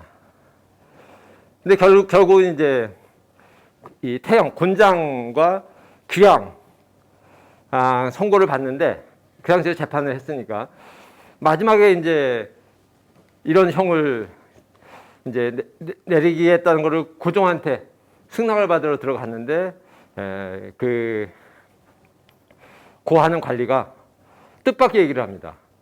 그 부인이 임신 중이다. 는 얘기를 합니다. 그러니까 고종이 가명을 해줍니다. 바로 그 자리에서. 그러면 태영 안 된다. 뭐 귀양도 유보해라. 그래서 몇 가지 죄를 낮춰줍니다. 그러니까 이 당시에 그 여성 인권 문제라든지 연자제라든지 특히 이 최익현 씨가 상소를 올린 게 이것 때문에 상소를 올립니다. 12조 상소 올린 게 내용에 보면 이 커피 얘기가 나오거든요. 어떤 사람 것도 받아들이면 안 된다. 뭐 이런 주장을 막 넣게 되고 이런 게 여기에 나오거든요. 그래서 이 커피 얘기가 갑자기 뭐 보수와 이 개화 세력 간의 전쟁으로 바뀝니다. 정치 논쟁으로. 이 서울시에서 급식 얘기가 애들 밥 먹는 거 가지고 정치 논쟁한 것하고 똑같습니다. 이 커피가 어디서 왔는지 이게 사람 보면 나쁜지 좋은지 커피 얘기는 하지 않고 갑자기 막 연자제 논쟁에 막 서양을 배격하자 막 모든 개화파는 이참에 다 죽여야 된다. 갑신정변 때 다 죽였어야 되는데 그 사람들 살려줘서 이런 일이 벌어지니까 이게 안 된다. 막 이런 정치 싸움을 하기 시작을 합니다. 옛날이나 지금이나 그 버릇은 좀 못 버린 측면이 있어요. 우리가 마지막으로 그 버릇만 버리면 세계적인 국가가 될 수 있는데 이게 보여주는 아주 좋은 예라고 저는 생각을 합니다. 교수님 그 독사를 그 사건이 일어난 장소는 어딘가요? 식사한 것 같은데. 경복궁이죠. 경복궁. 예. 아니 98년도면은 지금 덕수궁인가 혹시? 아직 덕수궁에 계실 때인가? 아 그렇습니까? 네. 한번 확인해 봐야 되겠습니다. 아직 황궁 전일 가능성이 있습니다. 예. 거기는 가기 싫어하셨으니까 뭐 을미사변 이후에 어쨌든 이 커피 운명의 대중화, 우리나라 사람들이 언제부터 커피를 일반인들도 마시기 시작했을까? 몇 가지 기록을 보면 때를 짐작할 수 있습니다. 1908년 10월 25일자 황성신문에 보면 대한의원 낙성식에 이 다방, 끽다점이 만들어집니다. 이거는 지금의 서울대학교 의학박물관, 그러니까 서울대학교 가보면 옛날 서울의대 본관 건물 있지 않습니까? 그 건물 낙성식이 1908년 10월에 열렸는데 이 낙성식 자리에 카페가 등장을 합니다. 이 끽다점이라는 카페가. 그리고 그 다음에 1909년 11월 1일 남대문 정거장, 바로 이화여자고등학교 요 아래쪽에 있었던 서울의 기차 종착역인 남대문 정거장, 바로 이 모습입니다. 이게 여기에 2층에 끽다점이 만들어집니다. 그리고 우리나라 최초의 카페. 이 당시 끽다점과 카페는 좀 구분이 됐었죠. 끽다점은 차와 약간의 음식을 마시는 데인데, 이 카페는 이 웨이트리스들도 있고 술도 있고 좀 그런 곳이 카페였었습니다. 1911년에 남대문통 3종목이니까 여기서 그리 멀지 않은 곳에 이 카페 타이거라고 하는 한국 최초의 이 카페가 생깁니다. 이 같은 해 1911년에 일본에도 일본 최초의 카페가 만들어지는데 한 두세 개의 카페가 만들어지는데 그 중에 하나가 이 카페 라이온입니다.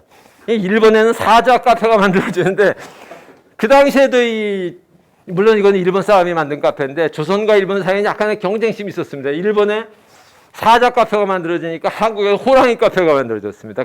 같은 해에. 이게 바로 남대문 내 있었던 카페 라이온입니다. 저게 서울대학이고 이게 남대문 정거장에 생겼었던 초기 끽다점 다방과 카페입니다.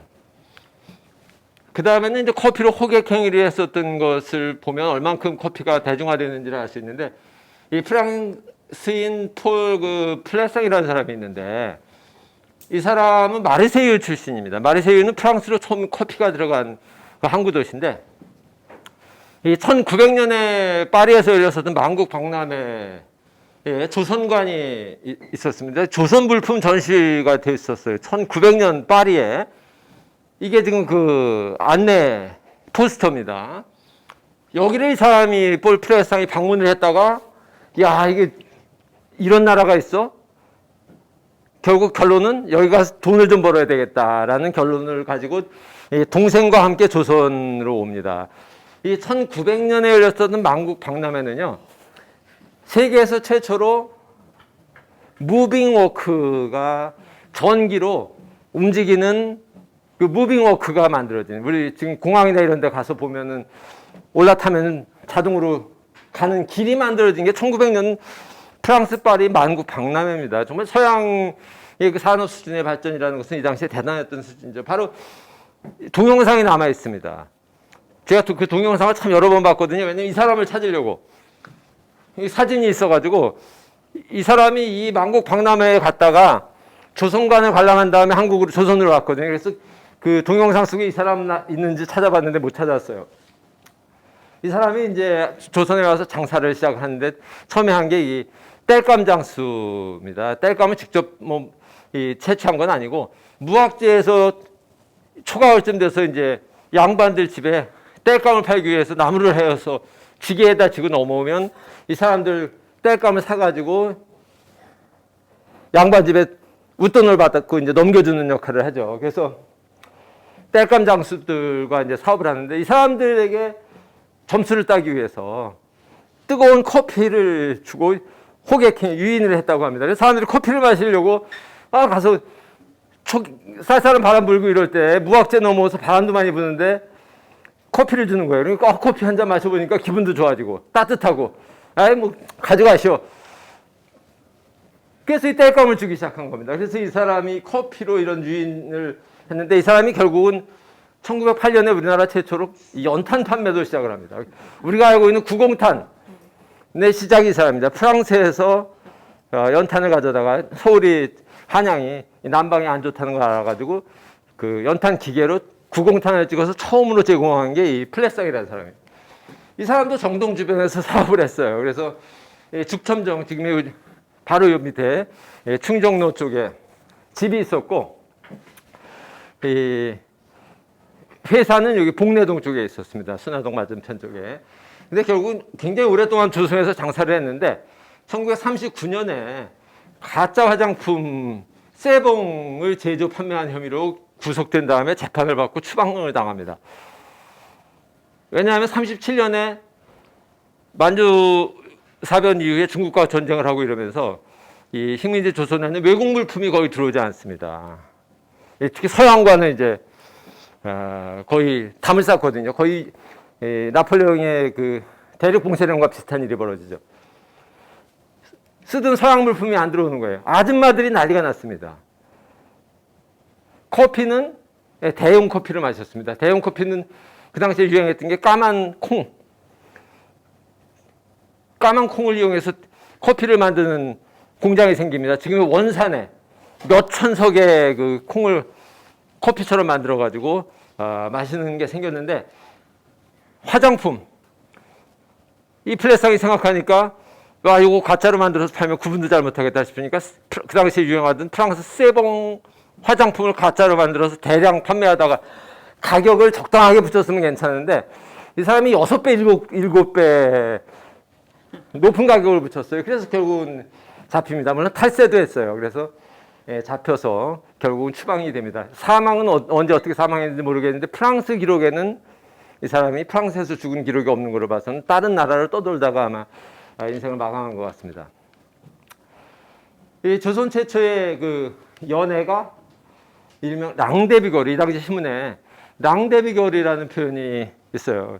사람들이 만나는 장소입니다. 데이트 하는 장소인데 1928년 이전까지는 바로 이곳이 아까 얘기한 대로 공사관 거리라고도 한동안 불렸지만 개화기에는 식민지 시대 중반까지는 랑데부 거리라고 불렸습니다. 사람들이 데이트를 하면은 이곳에 와서 커피도 마시고 음식도 먹고 산책도 하고 하던 랑데부 거리였었는데 이게 이제 1928년에 끝납니다. 아시는 것처럼 이 경성 재판소가 지금 서울시립미술관에 생기면서부터 사람들이 이곳에서 거니는 사람들은 다 헤어질 사람들이다라는 생각 때문에 이곳이 낭대뷰 거리로서의 의미를 갑자기 잃어버리고 소공동으로 옮겨갑니다. 이 당시 기록에 보면 갑자기 소공동이 낭대뷰 거리가 되는데 그 이유 중에 하나가 커피입니다. 지금의 그런 플라자 호텔 자리에 낭낭 파라라는 카페가 생기면서 그 다음에 플라타네라든지 이 많은 카페들이 소공동으로 옮겨가게 되죠. 바로 이런 사진 보시면 알 수 있습니다. 이게 경성 다방 분포학조인데 1930년대에 그려진 지도입니다. 이건 저희 집 아이가 그렸는데 이 당시 잡지에 나와 있는 게 그림이 제 희미해서 제가 이번에 저 책을 쓰면서 저 책에 넣었는데 우리 아이가 다시 그림을 그렸습니다. 여기가 이제 서대문이고 대체적으로 여기가 이제 뭐 여기가 정동 정도 될 겁니다. 낭낭파라, 낭낭이라는 이름 쓰는 데가 지금 플라자 호텔이고 이게 소공동인데 지금도 여기 정동은 소공동 주민센터에서 관리를 하는 지역 아닙니까? 여기에 갑자기 이제 카페들이 많이 생깁니다. 조선 사람들이 만드는 카페들이 이 명동에 있는 카페들은 대부분 다 일본 사람들이 하는 건데 여기에 만들죠. 그래서 뭐 그 구보 씨의 하루 그 박태원 씨가 쓴 소설 출발 지점이 바로 이 낭낭파라라는 카페에서 출발을 해서 이렇게 걷다가 이렇게 산책을 하면서 하루를 이야기하는 겁니다. 그 봉준호 감독의 그 외할아버지 박태준 씨, 외할아버지의 숙부가 의사였습니다. 한의사였는데 청계천 지금 저기 다동 쪽에 살고 계셨는데 그분이 1909년에 그 가정구급방이라고 하는 의학서를 그 출판을 합니다. 박태원 씨의 그 숙부 되시는 분이 근데 그 책에 커피 이야기가 나옵니다. 왜냐하면 약으로 나옵니다. 두통이 있을 때는 따뜻한 커피를 마시게 하라고. 그러니까 이 당시에는 이미 1909년 정도, 1909년, 10년 정도 되면은 일반인들이 커피라는 걸 꽤 많이 알았다는 거죠. 왜냐하면 거기 설명이 없습니다. 이 커피에 대해서 그냥 머리 아픈 사람은 따뜻한 커피를 마시게 하라고. 그럴 정도로 커피가 이 당시에 꽤 유행을 하게 됩니다. 이런 게 개화기 그 커피를 팔던 카페나 다방이 다방 풍습입니다. 여기는 유명한 최승희 씨입니다. 무용가 최승희 여사고 이 당시에 이렇게 다방 안에서 커피를 즐기는 모습이 남아 있고요. 이 동네에 카페가 뭐가 있을까 혹시 동네 분들이라면 질문을 할 것 같아서 제가 사진을 몇 개 넣었는데 사실 지금은 정동이 대단한 카페가 많지 않다고 저는 생각을 합니다. 이 디저트 카페는 많은데 진짜 좋은 커피를 판매하는 곳이 생각보다 많지는 않아요. 이 루소 랩이라고 하는 데가 괜찮습니다. 커피 맛이. 그 다음에 르플 여기 걸어오다 보면 여기 커피도 좀 괜찮은 편이고 전에는 괜찮았는데 요즘은 내가 좋아하지 않습니다. 분위기로는 뭐 구세군회관 안에 있는 헤이다가 분위기로는 제일 좋은 카페일 것 같습니다. 그 다음에 조금 멀지만 정말 아름다운 커피 맛을 보여주는 곳은 광화문에 있는 이 커피스트라는 곳입니다. 이것은 그 자매가 커피를 하는데 이게 뭐 굉장히 좋은 카페입니다. 그래서 시간이 있으신 분은 여기까지 가시면 좋고 이거 나중에 나가면은 거기서 나한테 그 대표가 고맙다고 인사할지도 모르겠네. 분위기를 찾으려면 여기 가시면 최고 중에 하나고 이런 데는 커피 맛이 괜찮습니다. 뭐 이런 여기도 뭐 하나 뭐 요 정도군요. 예, 여전히 뭐 아주 나쁘지는 않지만 우리나라 커피 산업이 시작했던 곳치고는 그런 의미도 잘 모릅니다. 그래서 오늘도 새로 개업한 카페에서 뭐 잠깐 방문해 달라고 해서 바로 이 아래입니다. 8월 달에 개업한 카페에 가서 이곳이 특히 순화동, 정동이 커피와 관련돼서 얼마나 중요한 곳인지에 대해서 잠깐 이야기를 했더니 제 책하고 막 제 명함하고를 벽에다 다 붙여놓고 앞으로 이 손님들한테 제대로 좀 커피를 팔아야 되겠다고 뭐 이렇게 얘기를 하고 올라왔습니다. 이 정동은 뭐 이런 의미에서 우리나라 커피 역사에서 여기보다 더 중요한 곳은 아마 찾을 수 없을지도 모릅니다. 그런데 잘 모르죠. 전혀 모릅니다. 그래서 오늘 강의를 통해서 생각보다 우리 역사가 뭐 이런 걸 포함해서 우리 관장님이 하시는 건축의 역사라든지 정치사, 뭐 경제사 이런 것뿐만이 아니라 다양한 문화의 역사, 뭐 음식 포함해서 이런 역사를 이해하면 훨씬 더 재미도 있고 뭐 좀 쉽습니다.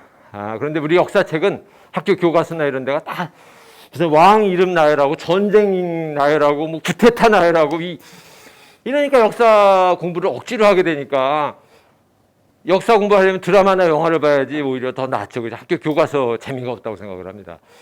근데 이런 뭐 커피의 역사나 뭐 건물의 역사라든지 음식의 역사라든지 뭐 이런 역사가 결국 가볍지만은 않습니다. 오늘 제가 뭐 미국의 남북전쟁 이야기도 해주고 뭐 나폴레옹 이야기도 해주고 뭐 이것저것 다 섞어서 이야기를 했습니다. 근데 관련성이 전혀 없는 게 아니고 의미가 전혀 없지 않습니다. 역사 이야기는 이렇게 좀 지역도 이렇게 좀 꿰뚫고 시대도 이렇게 잘 연결시켜서 다양한 것들과 함께 들으면 훨씬 더 재미있고 좀 의미가 있을 수 있다는 이야기를 저는 하고 싶었습니다. 거의 뭐 1시간 반 지나서 한 5, 6분 남은 것 같습니다. 혹시 질문 있으시면 오늘 주제하고 직접 관련이 안 될 수도 있지만 관련이 될 것 같아 생각이 개인적인 네네. 커피를 여러 종류를 마시지만 사실 뭐가 맛있는지 잘 모르겠거든요. 네네네. 그런 분야를 위해서 네. 커피는 어떻게 판단한다든지 네네. 또 어떻게 마시는 게 좋다 뭐 그런 그 사람들의 요즘 철학을 맡기시면 예, 아주 뭐 훌륭한 질문을 하셨습니다. 가장 중요한 질문입니다. 그거보다 더 중요한 질문은 없습니다. 그런데 이제 몇 년 전까지만 하더라도 어떤 커피가 맛있냐 하면 뭐 에디오피아 커피가 맛있다, 뭐 콜롬비아 커피가 맛있다, 뭐 이런 얘기를 했는데 그건 한 20년, 30년 전 얘기고 지금은 나라마다 다 무조건 좋은 품종의 커피를 다 갖다 심기 때문에 나라마다 커피 맛이 한 가지가 아닙니다.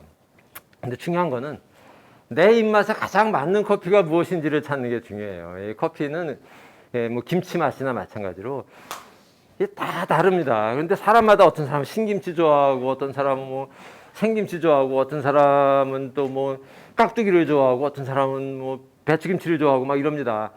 그래서 한 가지로 이야기할 수는 없는데 내가 가장 좋아하는 커피가 무엇인가를 찾으려면 일정한 기간 동안은 카페나 이런 데 갔을 때 무조건 아무거나 주문하지 마시고 그냥 새로운 커피를 마셔보시는 거를 몇 개월 정도 해보시면 됩니다. 한 2, 3개월 정도면은 충분합니다. 2, 3개월 정도에 커피를 좀 마셔보면 이 중에서 나한테 가장 그래도 내 입에 가장 어울리는 커피가 무엇인지를 찾으면 이게 어디 커피인지를 물어보시면 이게 어떤 커피다라고 가르쳐 줍니다. 그러면 이제 그 커피와 비슷한 커피를 주로 이제 드시면 그게 정답이지 누구나 좋아하는 커피는 세상에 없습니다. 그런 커피 있다고 광고하는 사람들은 다 정말 잘못된 사람들입니다. 카페마다 다 맛이 다르고 커피마다 다 맛이 다르거든요. 저는 요즘 뭐 즐겨 마시는 것 중에 하나는 발효 커피라는 걸 많이 마십니다. 이거는 완전히 미래 사회를 미래 커피 산업 세계를 앞두고 최근에 시장에 쏟아져 나오기 시작하는 그러나 우리나라에는 아직 뭐 약간밖에 없는 커피인데요. 커피를 정제하는 과정에서 산소를 완전히 통제해서 진공 속에서 가공을 하는 커피여가지고 잡내가 전혀 진짜 안 들어가도록 이렇게 하는 특이한 커피입니다. 무산소 발효 커피라는 건데 여기 시청 뒤에 가면은 또 스니퍼라고 하는 카페는 그걸 팔더라고요. 제가 몇 개월 전에 가봤는데 뭐 그런 카페는 아주 깔끔한 또 커피를 팔아요. 근데 이런 거를 찾아다니기는 어렵습니다. 저는 지금 누가 원두를 줘서 그걸 집에서 이제 계속 마셔보면서 그 맛을 또 이렇게 평가를 해서 보내주고 이번 주말에는 또 강릉 그 안목에 있는 그 산토린이라는 카페에 가가지고 거기서 우리나라에서 최초로 최근에 그 비싼 파나마 게이샤라고 하는 커피 원두를 가지고 인스턴트 원두 커피를 만들었습니다. 100% 가루로 돼 있어서 물에 타면 우리가 비싼 카페에서 마시는 그 그 원두 커피하고 똑같은 맛이 나는 지금 시중에서 뭐 편의점에서 파는 그 인스턴트 원두 커피라고 하는 것은 원두 함량이 많은 게 10%입니다. 나머지 90%는 다 인스턴트 커피입니다. 인스턴트 커피는 카페인 함량이 굉장히 높아서 진짜 마시면 잘 잠이 안 오는 그런 커피인데 드립 커피는 그거보다 이 좋은 커피, 스페셜티 커피라고 하는 거는 카페인 함량이 2분의 1도 안 됩니다. 그래서 좋은 커피는 하루에 2잔에서 3잔 마시더라도 건강에 지장이 없는데 인스턴트 커피는 하루에 1잔 이상 마시면 충분히 그 카페인 함량을 넘거든요. 산토리니 그 안목 카페에서는 우리나라에서 최초로 게이샤도 파나마 게이샤는 일반 원두값과 비교해 보면 최소한 5배에서 10배 비싼 커피인데 이거로 인스턴트 커피를 만들었다고 제품을 만들었다고 와서 시음을 해달라고. 그래서 이번 주말에 가서 시음을 하는데 이런 커피를 좋아하면 집이 망합니다. 너무 비싸니까 커피가. 그래서 굉장히 좋은 커피에 이 본인 입을 적응시키면 다니면서 아무 커피나 못 마시게 되고 이 좋은 커피 찾다 보면 진짜 커피 값이 비쌉니다. 얘기 드린 것처럼 이 비싼 커피는 파나마 게이샤도 원두가 거의 평균적으로 5배에서 10배 비싸요. 우리가 일반적으로 알고 있는 콜롬비아, 브라질 뭐 이런 커피에 비해서 5배에서 10배. 하와이 코나라고 하는 커피도 거의 10배. 이 자메이카 블루 마운틴은 20배. 이렇게 비쌉니다. 그러니까 그 커피가 보통 카페에서도 뭐 싼 데도 한 2만 원, 3만 원 받아요. 이거 한 잔에. 리필도 당연히 안 해주고 하니까 이거 얼마나 비싼 커피예요. 근데 그런 커피 맛들이면 그거 뭐 일주일에 한 2-3잔만 마셔도 뭐 10만 원 나가는데요. 한 달에 커피 값으로 4-50만 원. 뭐 이거 안 되지 않습니까? 그래서 커피는 사람들 이야기 듣고 비싼 커피 마신다든지 누가 좋다고 하니까 흉내낸다든지 하는 게 아니라 내 입에 가장 맞는 게 1,000원짜리 백다방 커피면 그냥 그거 마시는 게 좋아요. 내가 마시는 커피가 요 정도가 좋다. 그걸 찾아서 마시는 게 최고입니다. 남의 의견 듣고 마실 필요 전혀 없습니다. 좋은 거는 어느 카페 가든지 낯선 커피를 마셔보세요. 그럼 그 중에서 이런 커피가 있었나? 내 입맛에 딱 맞는 걸 찾을 수 있습니다. 그냥 친구가 주면 나도 이거 하지 마시고 처음 보는 커피 이름 시도해보세요. 몇 개월만 시도하다 보면 그 중에서 내 입맛에 가장 좋은 커피 이게 최고입니다. 그게 아무리 싸도 최고입니다. 인스턴트 커피는 어쨌든 건강 때문에 피하는 게 좋다는 말씀 드릴 수 있죠. 그래서 혹시 또 다른 네. 네. 그 발효는 그 원두를 사다가 개인이 그 과정을 거쳐서 합니까? 아니면 어디서 아닙니다. 어떻게 하는 건데? 모든 커피는 가공 과정에서 약간의 발효 현상이 벌어지거든요. 왜냐하면 커피는 열매이기 때문에 겉에 그 과육이 붙어 있어요. 그건 마셔보면 달콤하거든요. 저희 집에 오시면 저희 집에는 커피 나무가 지금 한 30여 나무가 있습니다. 제가 심어서 베란다에서 재배를 해서 여름에 채취를 해서 얼마 전에 제가 TBS 생방송에서도 이거 원래 방송 원고에 없었는데 시작 전에 앵커하고 이야기하다가 갑자기 방송 시작하자마자 이 교수님 그것도 그 얘기가 재미있다고 그래서 우리 집 베란다 커피나무 이야기를 했는데 커피 열매를 따보면 앵두같이 생긴 거에 과육이 있어요. 그 과육을 먹어보면 앵두 정도 수준의 단맛이 납니다. 그러고 나서 그 속에 있는 이제 씨앗을 가지고 커피를 만드는 건데 이 씨앗을 그냥 하면은 이 과육이 붙어 있기 때문에 썩죠. 그죠? 과육은 이 당이 있기 때문에 그래서 이거를 이제 정제하는 과정을 거치는데 두 가지가 있지 않습니까? 한 가지는 햇빛에 그냥 말립니다. 그 햇빛에 이게 말라가지고 이제 다 부스러지면 안에 있는 씨만 남아요. 그래도 약간 그 과육 부스러기가 남아 있어서 그 과일 냄새가 조금 납니다. 한 가지는 그냥 물로 씻어버려요. 그럼 깨끗하게 되죠. 근데 어떻게 하더라도 이 공기에 노출되면 산소가 들어가기 때문에 그 하루 이틀이 아니니까 며칠 동안 하기 때문에 이 약간의 발효 현상이 일어나니까 식물이기 때문에 과일이기 때문에 이걸 없애기 위해서 진공 상태에서 거의 무산소 그러니까 산소가 조금도 안 들어가게 하기 위해서는 공기를 차단해야 되죠. 완벽하게 공기를 차단해서 산소가 작용하지 않게 현장에서 가공을 하는 겁니다. 그렇게 뭐 브라질에서 파나마에서 이런 데서 그렇게 만들어서 수출을 하면 우리나라에 도착을 한 것을 이제 로스팅을 해서 마시는데 그래서 그 공정 과정이 굉장히 돈이 많이 드는 기계를 사용하기 때문에 좀 비싸죠. 그래서 요즘 이제 그것을 취급하는 카페들이 조금씩 생기고, 이 바리스타들이 잘 볶았는지 이게 예민하기 때문에 주변 분들에게 이렇게 보내서 좀 마셔봐 달라고 하면 마셔줍니다. 지난 주말에도 제가 선제도에, 이제 영흥도 앞에 있는 선제도의 카페에 가서 그 발효 커피를 또 마셔주고 대화를 하다가 또 이만큼 얻어서 집에 가져왔습니다. 이번 주말에는 강릉에 내려가고 이 커피 맛을 보고 평가해 주는 게 최근에 약간 일이 된 게, 제가 세계 수준의 커피 바리스타는 아닌데 아마추어로서는 괜찮은 편입니다. 그러니까 내 입맛에 맞으면 시장성이 있다고 생각하시는 바리스타들이 많아요. 이 커피 하시는 분들이. 왜냐하면 커피 업에 종사하시는 분들은 다 자기 가게 중심으로 이야기를 하거든요. 뭐 제가 잘 아는 그 테라로사 김영도 사장님 같은 경우에도 뭐 어디 커피가 좋냐 그러면 당연히 테라로사 커피가 1위죠. 그 다음에 혹시 있냐고 얘기하면 한두 군데 얘기를 하십니다.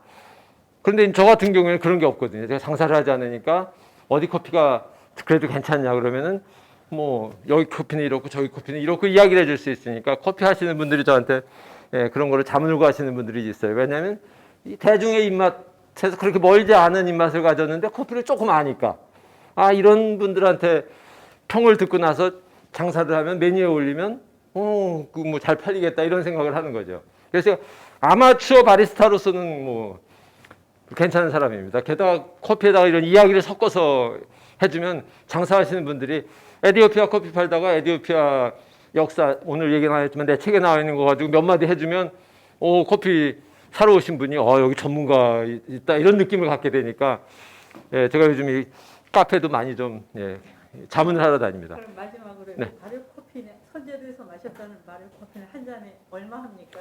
아직 메뉴에 안 올라간 겁니다. 보통은 여기 가장 가까운 게 시청지에 이제 스니퍼라는 데인데, 거기 제가 한 2, 3개월 전에 방문을 했었는데 8,000원인가 뭐 요 정도 했던 것 같아요. 아주 비싸지는 않은데, 그래도 조금 비싸죠. 원두 자체가 아주 비싼 원두는 아닙니다. 뭐 그런 하와이 코나 뭐 파나마 게이샤 뭐 블루 마운틴 이런 거는 아니고 그냥 일반 커피인데 가공 과정만 달려있기 때문에 아주 원두가 비싸지는 않아요. 혹시 또 다른 질문 없으시면 오늘 정동 커피 이야기 마치도록 하겠습니다. 감사합니다.